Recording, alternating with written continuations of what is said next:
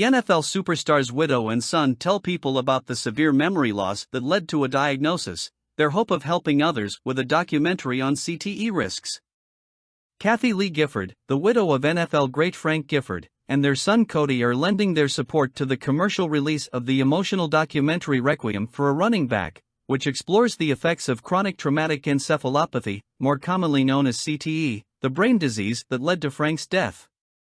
The NFL gave my father life, Cody tells people.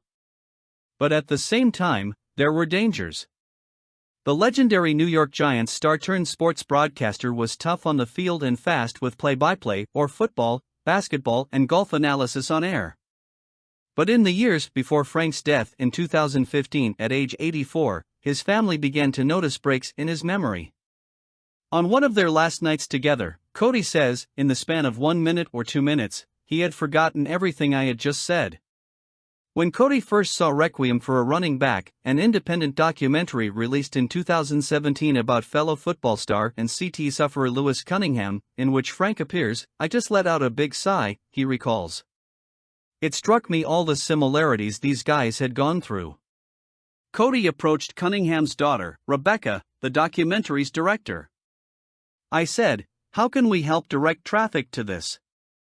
Now, Cody has funded the first-ever commercial release of the film, available December 1st on Amazon, Google YouTube and Apple iTunes.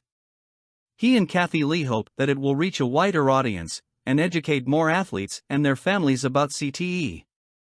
In August, doctors from Boston University's CTE Center released the alarming results from a recent study, which looked at the brains of 152 young athletes exposed to repetitive head impacts who were under the age of 30 when they died. Among the sample, slightly more than 41% had neuropathological evidence of CTE, according to the study. By contrast, fewer than 1% of the general public has CTE. Per the center, CTE is defined as a progressive degenerative disease of the brain found in athletes and others with a history of repetitive brain trauma, including symptomatic concussions as well as asymptomatic non-concussive hits to the head. That brain degeneration is associated with memory loss, confusion, impaired judgment, impulse control problems, aggression, depression, and, eventually, progressive dementia. Kathie Lee says she has never been the same since she saw Frank's brain scan. It was heartbreaking to look at it, says Kathie Lee, who shares that Frank's CTE was at a stage 4 on a scale of 1 to 4, with 4 being most severe. We found damage to the hippocampus, which is the center for short-term memory. It's the cumulative aggregate blows that you take over a lifetime. The NFL did not respond to people's request for comment. Though Cody followed somewhat in his father's footsteps, he walked onto the team at the University of Southern California but tore his ankle as a junior and left after a lackluster career. He says he now is more aware than ever of the risks. It's an intoxicating thing if you grow up loving football your entire life, he says.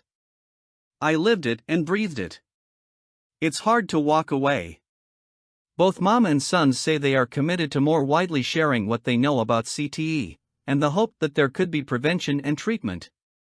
Nobody would care more about people and kids being hurt, says Kathie Lee, than Frank would have.